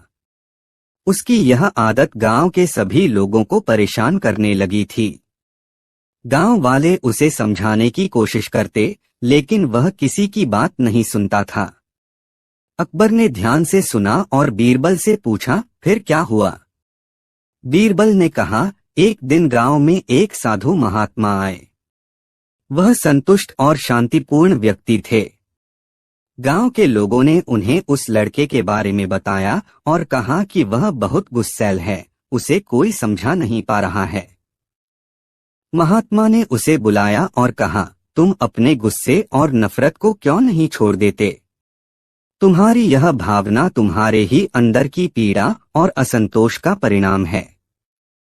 लड़के ने महात्मा से कहा, मैं क्यों नफरत करूं? मैंने किसी को कभी गलत नहीं किया, फिर भी लोग मुझे तंग करते हैं। संत ने कहा, यह ठीक है, लेकिन तुम खुद को कैसे महसूस कर रहे हो? क्या तुम संतुष्ट हो? क्या तुम्हारा गुस्सा तुम्हें शांति दे पा रहा है? लड़का चुप रहा और संत ने उसकी आंखों में देखा। फिर उन्होंने कहा, तुम्हारी नफरत सिर्फ तुम्हारे दिल में बसी है और यह नफरत तुम्हें अंदर से खोखला कर रही है। अगर तुम चाहो तो तुम्हारा जीवन बदल सकता है, बस अपनी सोच को बदलो।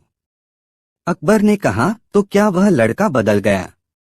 बीरबल मुस्कुराए और बोले, जी महाराज, उस लड़के ने संत के शब्दों को सुना और समझा।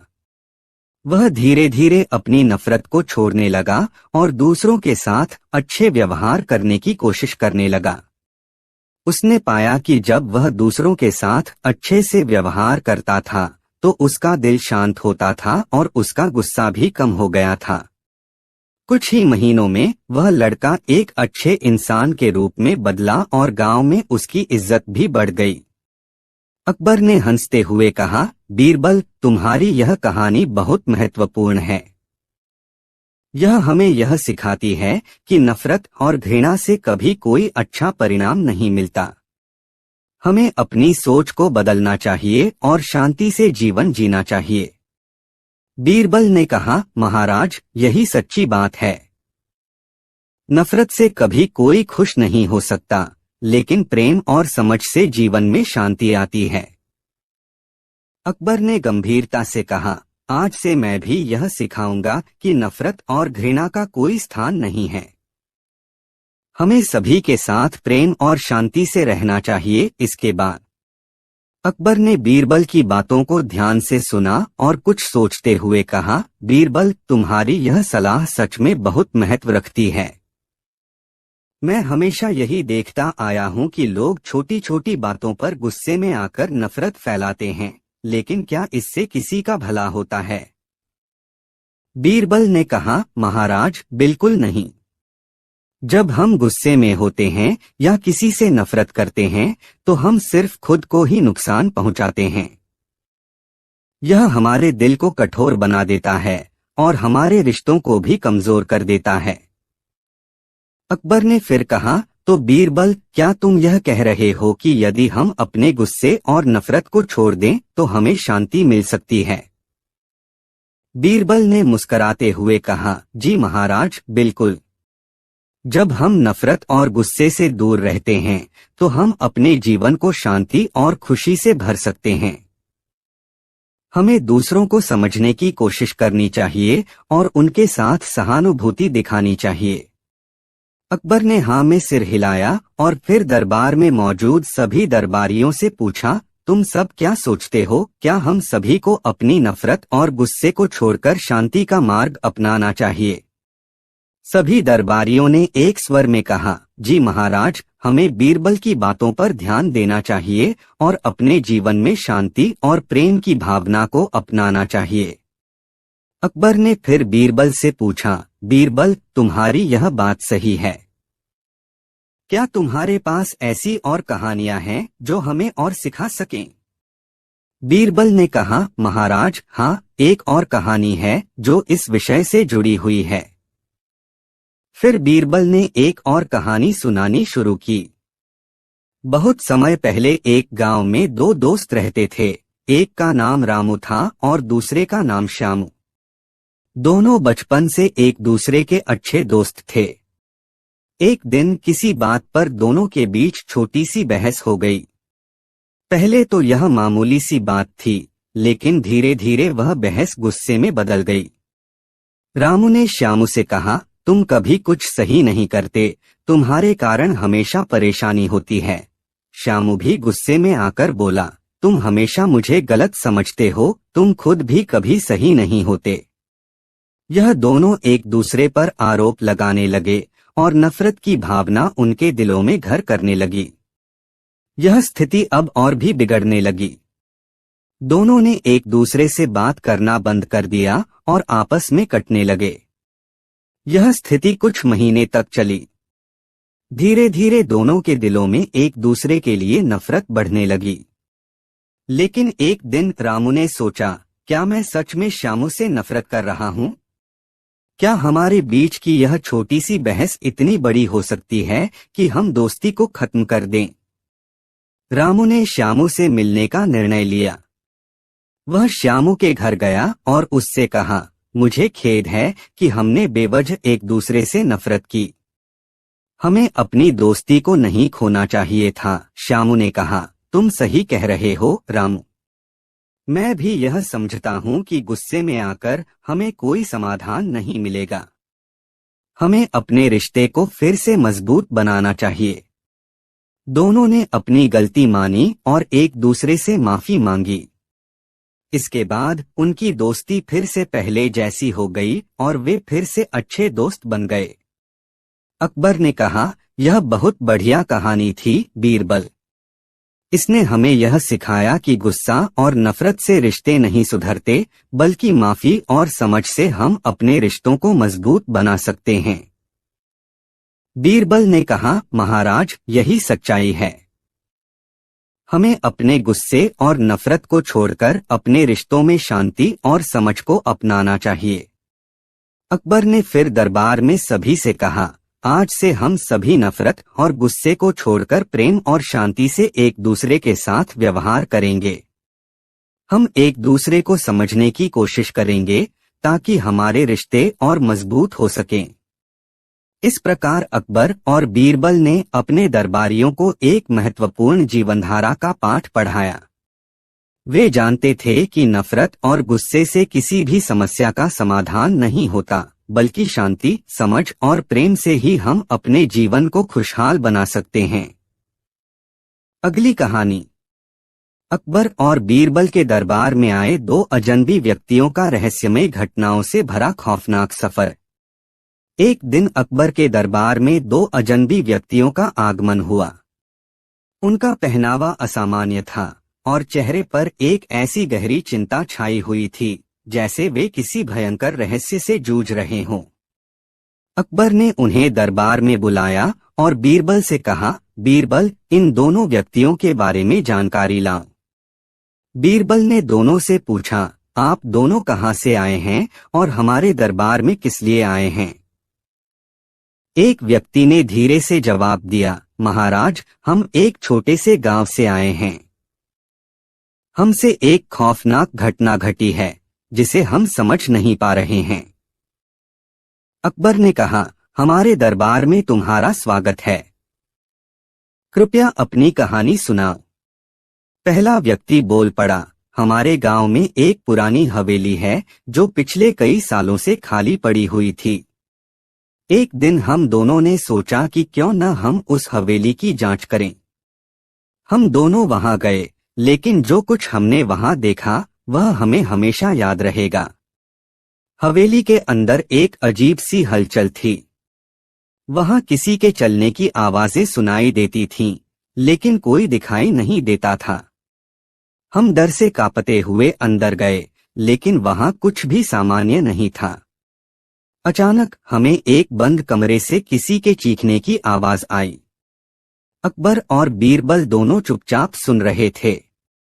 दूसरे व्यक्ति ने कहा, हम दोनों डर के बावजूद उस कमरे की ओर बढ़े।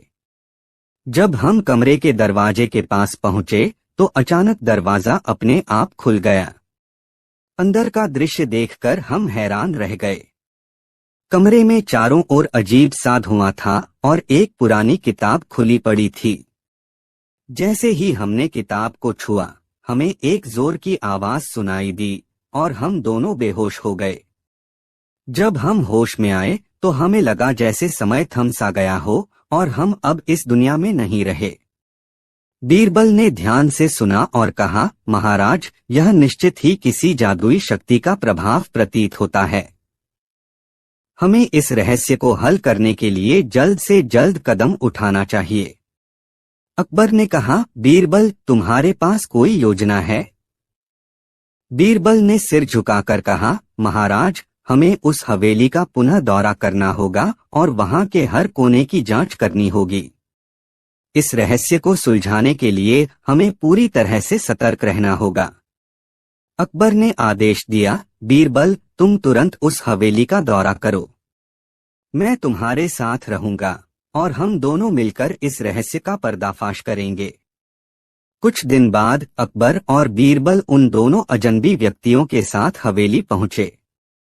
हवेली के आसपास का वातावरण बेहद डरावना था और हर चीज में एक अजीब सी सन्नाटा छाया हुआ था। वे दरवाजे तक पहुंचे और बीरबल ने दरवाजा खोला। जैसे ही दरवाजा खोला, एक ठंडी हवा का झोंका उनके चेहरे से टकराया और हवेली के अंदर का दृश्य उन्हें और भी अजीब लगा। हवेली के भीतर कदम रखते ही उन्होंने चारों ओर धुआं और अंधेरा देखा। बीरबल ने अपना लैंप जलाया और आगे बढ़ते हुए कमरे के अंदर प्रवेश किया। जैसे ही वे कमरे में दाखिल हुए, किताब जो अजनबी व्यक्तियों ने देखी थी, अचानक एक तरफ घुसी और एक आवाज आई, तुम यहाँ क्यों आए हो? यह आवाज सुनकर बीरबल और अकबर चौंक पड़े।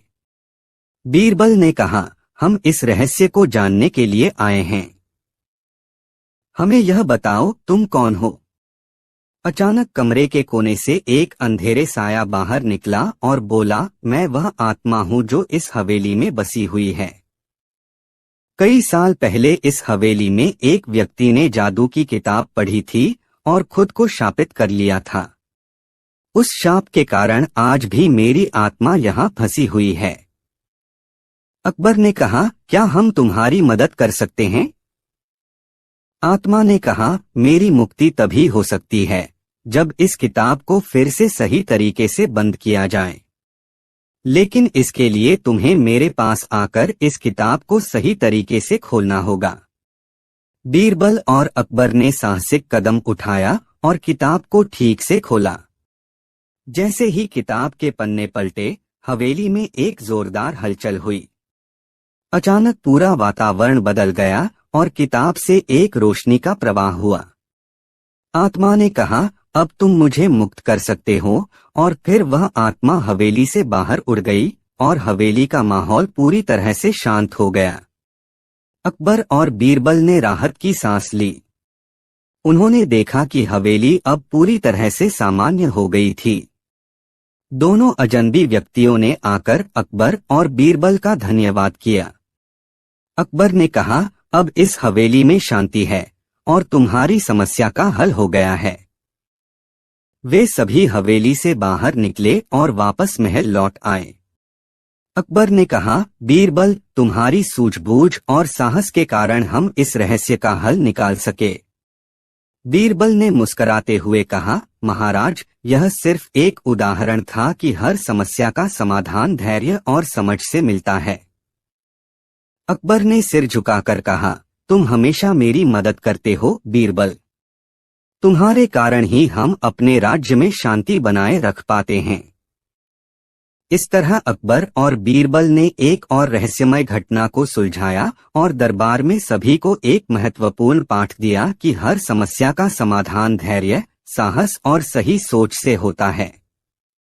इसके बाद अकबर और बीरबल की साहसिकता के बाद हवेली के रहस्य का हल निकाल लिया गया था और अब दरबार में शांति छाई हुई थी। लेकिन यह सब कुछ खत्म नहीं हुआ था। अकबर और बीरबल का सामना एक और रहस्य से होने वाला था, जो न केवल उनके साहस की परीक्षा लेता बल्कि उनके विवेक और समझ को भी चुनौती देता। कुछ दिन बाद अकबर के दरबार में फिर से हलचल मच गई। एक साधु महात्मा दरबार में आया और उसने अकबर से मिलने की इच्छा जाहिर की। महात्मा की उपस्थिति में कुछ रहस्यमय आभा थी। उसका चेहरा बेहद गंभीर था और वह अपने आप में खोया हुआ सा नजर आ रहा था। अकबर ने उसे दरबार में आमंत्रित किया। महात्मा ने अकबर से कहा, महाराज, मैं एक बहुत ही विचित्र समस्या लेकर आपके पास आया हूँ। अकबर ने उसकी बातों को ध्यान से सुना और कहा, बताइए महात्मा, क्या समस्या है? महात्मा ने कहा, मुझे यकीन है कि आप और बीरबल इस समस्या को सुलझा सकते हैं। मेरे साथ कुछ रहस्यमय घटनाएं घटित हो रही हैं। मैं एक तपस्वी हूँ और मैंने अपनी साधना के दौरान एक ऐसी किताब देखी थी जो मेरे जीवन में अजीब घटनाएं ला रही है। यह किताब मेरे पास कुछ दिन पहले आई थी और उसके बाद से मेरी साधना में विघ्न पड़ने लगे हैं। मेरी तपस्या में अचानक रुकावट आ गई है और एक अजीब सी शक्ति महसूस होती है। अकबर ने महात्मा की गंभीरता को समझते हुए बीरबल से कहा, बीरबल, यह मामला बहुत ही संवेदनशील प्रतीत होता है। हमें इसे जांचने की आवश्यकता है। बीरबल ने कहा, महाराज, बिल्कुल, हम इसे जल्द से जल्द सुलझाएंगे। अकबर और बीरबल महात्मा के साथ उस जगह पहुंचे जहां वह साधना करते थे। वहां उन्होंने देखा कि साधु महात्मा की कुटिया के पास ही एक पुरानी और बहुत ही रहस्यमय किताब रखी थी। बीरबल ने किताब को ध्यान से देखा और पाया कि यह वही किताब थी जिसका जिक्र अजनबी व्यक्तियों ने किया था। बीरबल ने किताब को खोलते हुए कहा, महाराज, यह वही किताब है जिसने पहले हवेली में घटनाएं उत्पन्न की थीं। इस किताब में एक शक्तिशाली जादू है जो किसी भी व्यक्ति के जीवन में खतरनाक बदलाव ला सकता है। अकबर ने कहा, तो इसका मतलब यह किताब अब यहाँ भी किसी खौफनाक शक्ति का कारण बन गई है। बीरबल ने गंभीरता से कहा, जी महाराज, यह किताब जादुई शक्तियों से भरी हुई है। यह शक्तियां उस व्यक्ति को नियंत्रित कर सकती हैं जो इसे छूता है, और तब वह व्यक्ति इस दुनिया के सामान्य नियमों से बाहर निकल सकता है। अकबर ने कहा, तो हमें इसे अब कैसे नष्ट किया जा सकता है? बीरबल ने कहा, महाराज, हमें इस किताब को सही तरीके से नष्ट करने के लिए पहले उसकी शक्ति को समझना होगा। इसके लिए हमें कुछ विशेष मंत्रों का उच्चारण करना होगा। महात्मा ने कहा, आप जो भी करें, कृपया इसे नष्ट कर दें। मैं इस जादुई प्रभाव से मुक्त होना चाहता हूँ। बीरबल ने अपना ध्यान केंद्रित किया और पुस्तक के पन्ने पलटते हुए कुछ मंत्र पढ़ने शुरू किए। जैसे ही उसने मंत्रों का उच्चारण किया, किताब से एक तेज रोशनी निकली और हवा में एक अजीब सी हलचल होने लगी। किताब के पन्ने तेजी से घूमने लगे और अचानक सब कुछ शांत हो गया। एक गहरी आवाज गूंजने लगी, तुमने मेरी शक्ति को चुनौती दी है, लेकिन तुम नहीं जान पाओगे कि क्या कुछ और रहस्यमय शक्तियां इस किताब में छुपी हुई हैं। बीरबल ने कहा, हमने तुम्हारी शक्ति को नष्ट किया है। अब तुम्हारा वजूद खत्म हो चुका है। किताब ने आखिरी बार कांपते हुए पन्ने पलटे और एक तेज आवाज में जलते हुए पुस्तक के पन्ने नष्ट हो गए। जैसे ही किताब पूरी तरह से जलकर खाक हो गई, उस स्थान पर अजीब सी ठंडी हवाएं चलने लगीं और महात्मा ने राहत की सांस ली। महात्मा ने कहा, आप दोनों का धन्यवाद महाराज और बीरबल। आपने मुझे और इस स्थान को बचा लिया। मुझे अब किसी डर का सामना नहीं करना पड़ेगा। अकबर ने मुस्कराते हुए कहा, यह सब बीरबल के कारण हुआ। उसकी सूझबूझ और समझ ने हमें इस जादुई समस्या को हल करने में मदद की। बीरबल ने कहा, महाराज, यह केवल धैर्य और सही समय पर सही कदम उठाने का परिणाम है। हम सभी को हमेशा किसी भी स्थिति में शांत और समझदारी से काम लेना चाहिए। महात्मा ने धन्यवाद देते हुए कहा, आपकी बातें सत्य हैं। अब मैं पूरी तरह से शांतिपूर्वक अपनी साधना कर सकूंगा। अकबर और बीरबल ने उस स्थान से लौटते हुए यह महसूस किया कि जीवन में कभी कभी अज्ञात शक्तियां और रहस्य सामने आते हैं, लेकिन केवल समझदारी, धैर्य और साहस से हम उन्हें सुलझा सकते हैं। दरबार में लौटने के बाद अकबर ने सभी से कहा, आज हम सभी ने एक महत्वपूर्ण पाठ सीखा है। कभी भी घबराना नहीं चाहिए, बल्कि हर समस्या का समाधान धैर्य और विवेक से खोजना चाहिए। यह कहानी अकबर और बीरबल की समझदारी और साहस का प्रतीक बन गई, जो समय समय पर उनके दरबार में आने वाले रहस्यों को सुलझाते रहे। इसके बाद अकबर और बीरबल अपने दरबार में बैठे हुए थे। तभी एक व्यक्ति दरबार में आया और उसने सिर झुकाकर अकबर के सामने खड़े होकर कहा, महाराज, मुझे कुछ सहायता चाहिए। अकबर ने उसे देखा और पूछा, तुम कौन हो और किस बात के लिए मदद चाहते हो? व्यक्ति ने धीरे से कहा, महाराज, मैं एक छोटे से गांव से आया हूं। मेरे गांव में एक बहुत अजीब सी समस्या उत्पन्न हो गई है। मैंने सुना है कि आपके दरबार में बीरबल जैसे बुद्धिमान व्यक्ति हैं, जो किसी भी समस्या का हल निकाल सकते हैं। इसलिए मैं यहाँ मदद के लिए आया हूँ। अकबर ने बीरबल की ओर देखा और कहा, बीरबल, यह मामला तुम्हारे विशेषज्ञता का है। तुम ही पता लगाओ कि इस व्यक्ति को किस प्रकार की समस्या है। बीरबल ने उस व्यक्ति से पूछा, तुम बताओ, तुम्हारे गांव में क्या समस्या है?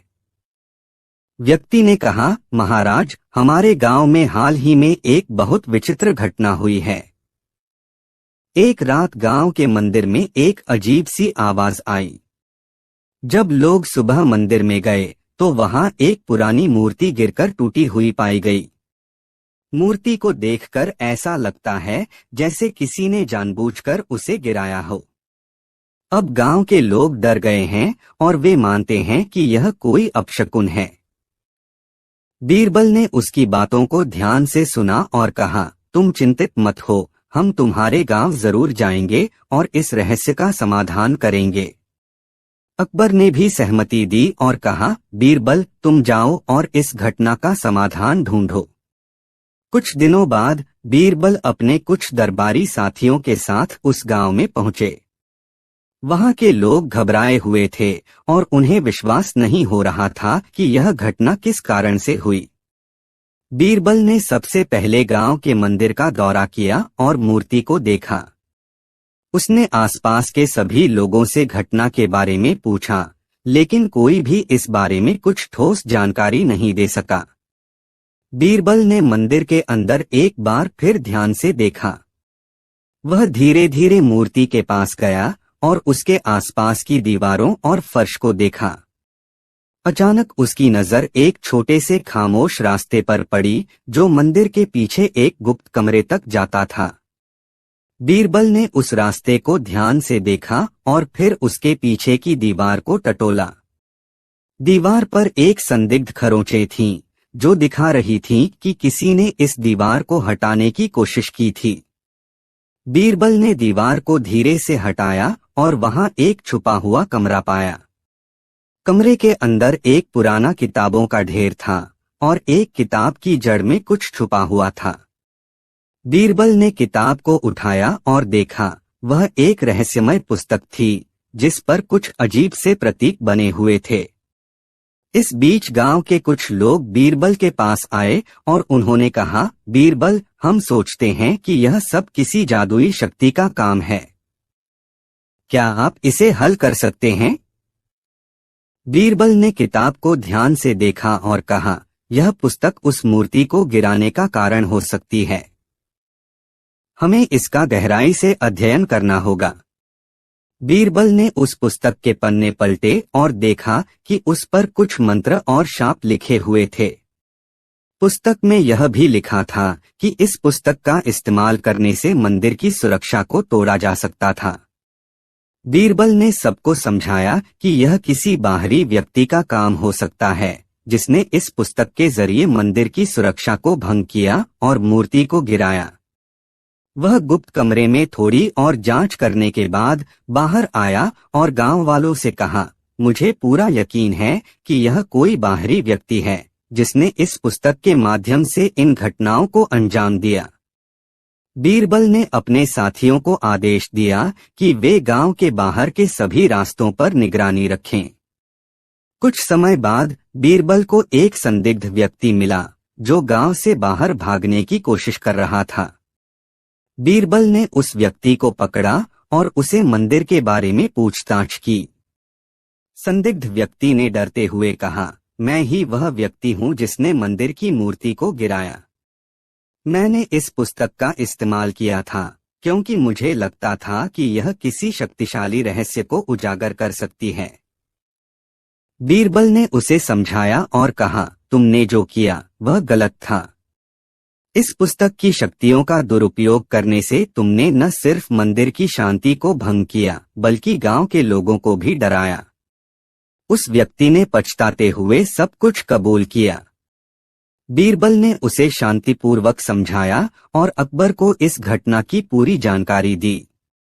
अकबर ने उस व्यक्ति को दरबार में बुलाया और कहा, तुम्हारे द्वारा किए गए कृत्य ने बहुत सारे लोगों को डराया, लेकिन तुमने अपने किए पर पछताया और यही सबसे महत्वपूर्ण बात है।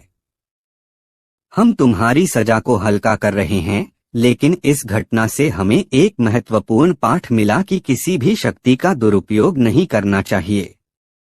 गांव में शांति वापस लौट आई और लोग फिर से मंदिर में पूजा करने आने लगे। बीरबल ने सबको यह सिखाया कि किसी भी रहस्य का हल धैर्य और समझ से होता है और हमें हमेशा अच्छे उद्देश्य के लिए ही शक्तियों का उपयोग करना चाहिए। इसके बाद गांव में सब कुछ सामान्य हो गया था और लोग फिर से अपने रोजमर्रा के कामों में लग गए थे। मंदिर में फिर से पूजा अर्चना शुरू हो गई थी और गांव वाले शांतिपूर्वक अपनी दिनचर्या में व्यस्त थे। हालांकि बीरबल और अकबर की नजरें इस घटना के ऊपर बनी हुई थीं, क्योंकि यह घटना सिर्फ एक असामान्य घटना नहीं बल्कि यह दोनों के लिए एक महत्वपूर्ण पाठ साबित हुई थी। कुछ दिनों बाद अकबर और बीरबल के पास फिर से एक अन्य व्यक्ति आया। वह आदमी घबराया हुआ था और उसकी आंखों में डर साफ दिखाई दे रहा था। अकबर ने उसे बैठने का इशारा किया और पूछा, तुम कौन हो और किस लिए आए हो? व्यक्ति ने धीरे से कहा, महाराज, मुझे आपसे एक अत्यंत महत्वपूर्ण बात करनी है। मैं एक व्यापारी हूं और हाल ही में मुझे एक अजीब सी घटना का सामना करना पड़ा है। मुझे लगता है कि मेरी जान को खतरा है।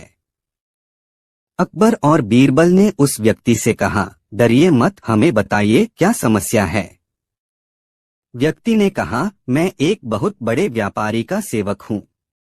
मेरे मालिक के पास एक बहुत कीमती रत्न है जिसे वह अपनी जान से भी ज्यादा मानते हैं। हाल ही में वह रत्न गायब हो गया है। मुझे लगता है कि किसी ने उसे चुराया है, लेकिन मुझे किसी पर शक नहीं हो रहा है। मैंने सभी कर्मचारियों से पूछताछ की, लेकिन कोई भी कुछ नहीं जानता। अकबर ने बीरबल की ओर देखा और कहा, बीरबल, यह एक जटिल मामला प्रतीत होता है। तुम्हें इसका हल ढूंढना होगा। बीरबल ने कहा, महाराज, मैं इस मामले की जांच करूंगा। बीरबल और वह व्यापारी उसके घर पहुंचे जहां रत्न गायब हुआ था। बीरबल ने सबसे पहले उस कमरे का निरीक्षण किया जहां रत्न रखा जाता था। कमरे में किसी तरह के चिन्ह या निशान नहीं थे जिससे यह साबित हो सके कि कोई बाहरी व्यक्ति अंदर आया हो। लेकिन बीरबल की नजर उस कमरे के कोने में पड़ी एक छोटी सी खिड़की पर गई जो बहुत ही संकरी थी। बीरबल ने खिड़की के पास जाकर देखा और पाया कि खिड़की के पास की दीवार में हल्की सी दरार थी, जैसे कोई व्यक्ति आसानी से अंदर या बाहर जा सकता था। बीरबल ने ध्यान से देखा और महसूस किया कि इस खिड़की के माध्यम से ही चोर अंदर और बाहर जा सकता था। बीरबल ने व्यापारी से पूछा, क्या आप जानते हैं कि इस खिड़की के पास कौन आता जाता है? व्यापारी ने कहा, नहीं बीरबल जी, मुझे तो यह खिड़की हमेशा बंद ही रहती है, लेकिन मुझे लगता है कि शायद किसी ने इसे खोला हो और इस रास्ते से रत्न चुराया हो। बीरबल ने व्यापारी से कहा, आप किसी को भी शक नहीं कर रहे हैं, लेकिन यह खिड़की बहुत ही महत्वपूर्ण है। मुझे लगता है कि यह वही रास्ता हो सकता है जिससे चोर अंदर आकर रत्न चुराने में सफल हुआ। तब बीरबल ने अपने साथियों से उस खिड़की के पास के सभी कर्मचारियों से पूछताछ करने का आदेश दिया। कुछ समय बाद बीरबल को जानकारी मिली कि खिड़की के पास का कर्मचारी जो अक्सर वहां आता था, अचानक गायब हो गया था। बीरबल ने उस कर्मचारी का पता लगाने के लिए सभी रास्तों पर निगरानी रखने का आदेश दिया। कुछ दिनों बाद बीरबल को एक व्यक्ति नजर आया जो उस कर्मचारी के जैसा दिखता था। बीरबल ने उसे रोककर पूछा, तुम कहाँ जा रहे हो और क्यों भाग रहे हो? व्यक्ति ने घबराते हुए कहा, मैं नहीं जानता कि आप मुझे क्यों रोक रहे हैं। मैं तो बस अपने काम से जा रहा था। बीरबल ने उसे अपनी पकड़ में लिया और उसे दरबार में ले जाकर अकबर के सामने पेश किया। अकबर ने उस व्यक्ति से पूछा, क्या तुम उस गायब हुए रत्न के बारे में कुछ जानते हो? व्यक्ति ने सिर झुकाया और कहा, महाराज, यह सब मेरी गलती है। मैं ही वह व्यक्ति हूँ जिसने रत्न चुराया था। मुझे अपनी जरूरतों के लिए रत्न की आवश्यकता थी और मैंने चुपके से उसे चुरा लिया। अकबर ने कहा, तुमने एक बहुत बड़ी गलती की है। यह रत्न सिर्फ एक चीज नहीं था, यह हमारे राजमहल की प्रतिष्ठा और विश्वास का प्रतीक था। बीरबल ने उस व्यक्ति से कहा, तुम्हारा अपराध तुम्हारी गलती की कीमत चुका रहा है। तुमने किसी और को नुकसान पहुंचाने के बजाय खुद को ही दोषी साबित किया है। व्यक्ति ने शर्मिंदा होकर सिर झुका लिया और कहा, मैं जानता हूं कि मैंने गलत किया है और मैं इस गलती की सजा पूरी तरह से भुगतने के लिए तैयार हूं। अकबर ने कहा, तुमने अपनी गलती स्वीकार की है, लेकिन इसे सुधारने का एक रास्ता है। तुम्हारे अपराध के बावजूद यदि तुम अपनी गलतियों को सुधारने के लिए मेहनत करो तो तुम्हें दूसरी मौका मिलेगा। अकबर और बीरबल ने उस व्यक्ति को समझाया और उसे सजा के तौर पर कुछ समय तक राजमहल में काम करने का आदेश दिया। इससे व्यक्ति को अपने किए पर पश्चाताप करने का मौका मिला और उसे एक नई राह दिखाई गई। वहीं अकबर और बीरबल ने एक बार फिर से यह महसूस किया कि कभी कभी छोटे से रहस्यों के पीछे बड़े मंतव्य छिपे होते हैं।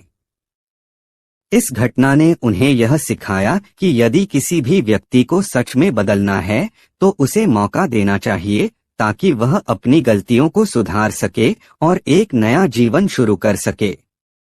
अगली कहानी, अकबर और बीरबल का रहस्यमयी चोरी का मामला। एक दिन अकबर अपने महल में बैठे थे, तभी उनके मंत्री ने आकर कहा, महाराज, हमारे राज्य में एक अजीब सी घटना हो रही है। कई गांव वाले आकर शिकायत कर रहे हैं कि उनके घरों में चोरी हो रही है, लेकिन कोई भी चोर नहीं दिखता। यह एक रहस्य बन चुका है। अकबर ने सुना और चिंता में डूब गए। उन्होंने सोचा कि यह कोई साधारण चोरी नहीं हो सकती है। अकबर ने बीरबल को बुलाया और कहा, बीरबल, हमारे राज्य में एक अजीब घटना हो रही है। कई घरों में चोरी हो रही है, लेकिन कोई चोर दिखाई नहीं दे रहा है।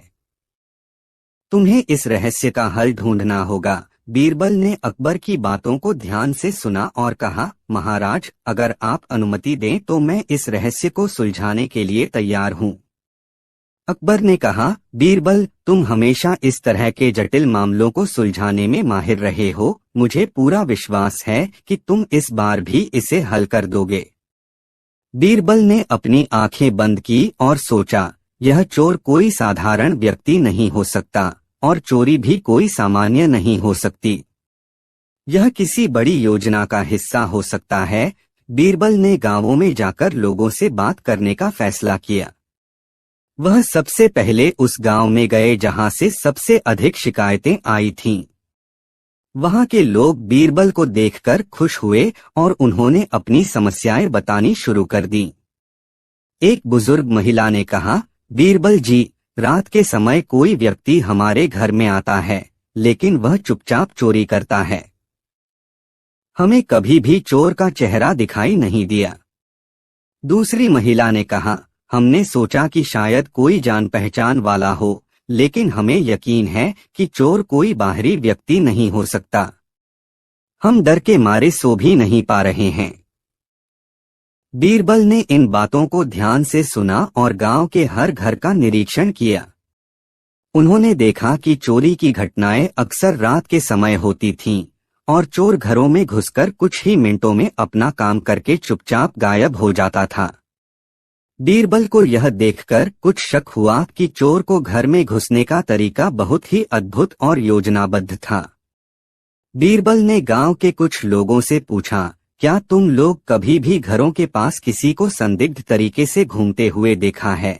एक व्यक्ति ने कहा, जी हाँ बीरबल जी, हमने एक आदमी को देखा था जो बहुत धीरे धीरे रात के समय घरों के पास चुपके से चलता था, लेकिन हमने उसे पकड़ने की कोई कोशिश नहीं की क्योंकि वह बहुत सावधान था। बीरबल ने गांव वालों से और अधिक जानकारी एकत्र की और उन स्थानों का निरीक्षण किया जहां चोरी हुई थी। फिर बीरबल ने गांव में एक योजना बनाई। उन्होंने अकबर से अनुमति ली और अपने कुछ विश्वसनीय कर्मचारियों को साथ लेकर एक जाल बिछाने का फैसला किया। रात के समय जब सब लोग सो रहे थे, बीरबल और उनके साथी गांव में घूमे और चुपके से घरों के पास पहुंचकर देखा कि कोई संदिग्ध व्यक्ति नजर आता है या नहीं। कुछ देर बाद एक व्यक्ति ने घरों के पास धीरे धीरे आकर एक घर का दरवाजा खोला और अंदर घुस गया। बीरबल ने तुरंत अपने साथियों को संकेत दिया और उन्हें उस व्यक्ति का पीछा करने का आदेश दिया। बीरबल और उनके साथी उस व्यक्ति के पीछे पीछे चुपचाप चलने लगे। कुछ ही मिनटों में वह व्यक्ति एक खंडहर में घुसा और एक छोटी सी छिपी हुई जगह में छुप गया। बीरबल ने उस जगह का निरीक्षण किया और देखा कि वहां पर कई सारे चुराए हुए सामान रखे हुए थे। यह देखकर बीरबल को यकीन हो गया कि यही वही चोर है जो गांवों में चोरी की घटनाएं कर रहा था। बीरबल ने तुरंत उस व्यक्ति को पकड़ लिया और उसे दरबार में लाकर अकबर के सामने पेश किया। अकबर ने पूछा, यह कौन है और इसे क्या अपराधी है? बीरबल ने कहा, महाराज, यह वही व्यक्ति है जो चोरी की घटनाओं को अंजाम दे रहा था। यह एक अनुभवी चोर है जो गांवों में चोरी करने के बाद सामान को इस खंडहर में छिपा देता था। अकबर ने उस व्यक्ति से पूछा, तुमने यह चुराया क्यों? व्यक्ति ने सिर झुकाकर कहा, महाराज, मैं गरीब था और मुझे अपनी पत्नी और बच्चों के लिए खाने पीने का सामान चाहिए था, इसलिए मैंने यह सब किया। अकबर ने उसकी बातों को सुना और फिर बीरबल से पूछा, बीरबल, तुम इस मामले में क्या समाधान सुझाते हो? बीरबल ने कहा, महाराज, यह व्यक्ति अपनी गरीबी के कारण अपराधी बना है। अगर इसे सही दिशा में मार्गदर्शन दिया जाए और इसको काम पर लगाया जाए तो यह समाज के लिए उपयोगी साबित हो सकता है। अकबर ने उसकी बात मानी और उस व्यक्ति को एक काम देने का आदेश दिया ताकि वह अपनी गलतियों को सुधार सके। उसे गांव में एक अच्छे काम में लगाने के बाद उसने अपना जीवन बदल लिया और अब वह चोर नहीं बल्कि समाज का एक अच्छा नागरिक बन गया। अगली कहानी, अकबर और बीरबल का अमीर बनने का रहस्य। एक दिन अकबर अपने महल में आराम से बैठा हुआ था और उसके मन में कई विचार आ रहे थे। वह अपने राज्य में अमीरी और संपत्ति का विस्तार करना चाहता था, लेकिन वह यह भी जानता था कि कभी कभी अधिक संपत्ति और धन लोगे तो उसका क्या परिणाम हो सकता है। अकबर ने यह सोचा और बीरबल को बुलाया, जो हमेशा की तरह अपनी चतुराई के लिए प्रसिद्ध था। बीरबल, अकबर ने कहा, मैं सोच रहा हूं कि कैसे मैं अपने राज्य को और भी समृद्ध बना सकता हूं ताकि मेरे राज्य के लोग सुखी और समृद्ध रहें। क्या तुम्हारे पास कोई सुझाव है? बीरबल ने अकबर की बातों को ध्यान से सुना और कहा, महाराज, अगर आप मुझे अनुमति दें तो मैं इस समस्या का समाधान आपके सामने प्रस्तुत कर सकता हूं। अकबर ने बीरबल को उत्साहित होकर कहा, तुम्हारी बातों पर हमेशा मुझे विश्वास रहता है बीरबल। तुम जो भी उपाय सुझाओगे मैं उसे मानने के लिए तैयार हूं। बीरबल ने सोचा और फिर एक योजना बनाई। उसने अकबर से कहा, महाराज, सबसे पहले हमें यह समझना होगा कि अमीर बनने का असली रहस्य क्या है। अगर हम धन और संपत्ति को सही दिशा में उपयोग करें तो हम न केवल खुद को अमीर बना सकते हैं बल्कि अपने राज्य को भी समृद्ध कर सकते हैं। अकबर ने उत्सुक होकर पूछा, क्या तुम यह बता सकते हो कि यह सही दिशा क्या होगी? बीरबल ने एक गहरी सांस ली और कहा, महाराज, धन और संपत्ति का सही उपयोग केवल खुद के लिए नहीं बल्कि दूसरों की भलाई के लिए होना चाहिए। अगर हम अपने राज्य में लोगों को शिक्षा, स्वास्थ्य और रोजगार प्रदान करें तो न केवल राज्य की समृद्धि बढ़ेगी बल्कि लोग भी खुशहाल होंगे। अकबर ने सोचा और फिर कहा, तुम सही कह रहे हो बीरबल, लेकिन मुझे यह जानना है कि इसे कैसे लागू किया जाए। बीरबल ने अकबर को एक योजना के बारे में बताया।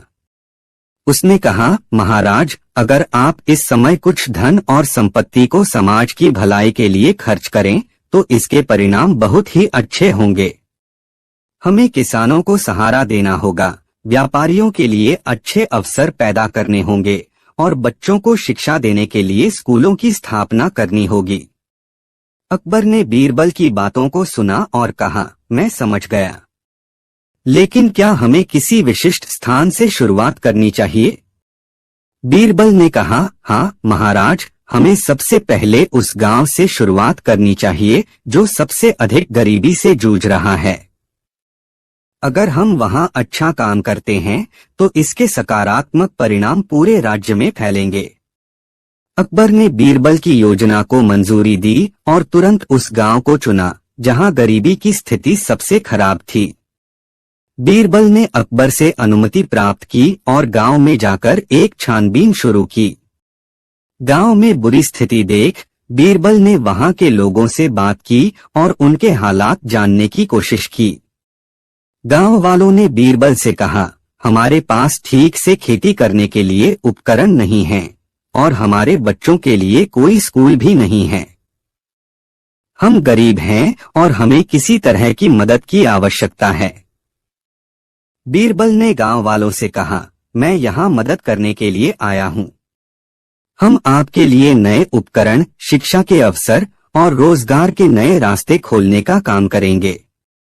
बीरबल ने अकबर को गांव की स्थिति के बारे में बताया और उन्हें यकीन दिलाया कि अगर इस गांव में कुछ बदलाव लाए जाएं, तो इसका असर पूरे राज्य पर पड़ेगा। अकबर ने तुरंत योजना को मंजूरी दी और गांव में बड़े पैमाने पर विकास कार्य शुरू कर दिए। कुछ महीनों बाद गांव में बदलाव नजर आने लगे। नए कृषि उपकरणों से खेती का स्तर बढ़ा, बच्चों के लिए स्कूल खोले गए और गांव में छोटे व्यापारों की शुरुआत हुई। लोग अब पहले से कहीं ज्यादा खुशहाल थे। बीरबल ने अकबर को गांव में हुए सुधारों के बारे में बताया और अकबर को यह देखकर बहुत खुशी हुई। बीरबल ने अकबर से कहा, महाराज, यह तो एक शुरुआत है। अब हमें राज्य के अन्य हिस्सों में भी यही बदलाव लाना होगा। अकबर ने सिर हिलाया और कहा, तुमने सही कहा बीरबल। अब हमें इस योजना को पूरे राज्य में लागू करना होगा। अकबर ने राज्य भर में योजना को लागू किया और देखते ही देखते राज्य की समृद्धि बढ़ने लगी। लोगों के पास रोजगार के नए अवसर थे, बच्चों को अच्छी शिक्षा मिल रही थी और गांवों में खुशहाली फैल गई थी। राज्य का व्यापार भी तेजी से बढ़ने लगा और अकबर ने देखा कि उसकी योजना ने सच में राज्य को समृद्ध बना दिया था। एक दिन अकबर ने बीरबल को अपने पास बुलाया और कहा, बीरबल, तुम्हारी योजना ने हमारे राज्य को बदल कर रख दिया। अब मैं समझ गया हूँ कि असली अमीरी केवल धन में नहीं, बल्कि समाज की भलाई में है।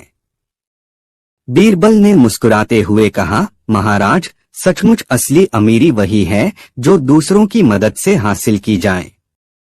अगर हम समाज के विकास में योगदान दें, तो न केवल हमारी संपत्ति बढ़ती है, बल्कि समाज भी समृद्ध होता है। अकबर ने बीरबल की बातों को गौर से सुना और कहा, तुमने मुझे एक महत्वपूर्ण शिक्षा दी है बीरबल। अब मैं समझता हूँ कि हमें केवल धन की ओर नहीं, बल्कि समाज के उत्थान की ओर भी ध्यान देना चाहिए। यह घटना अकबर और बीरबल दोनों के लिए एक बड़ा सबक बन गई। अकबर ने महसूस किया कि यदि धन का उपयोग दूसरों की भलाई के लिए किया जाए, तो न केवल राज्य की समृद्धि बढ़ती है, बल्कि लोग भी खुशहाल रहते हैं।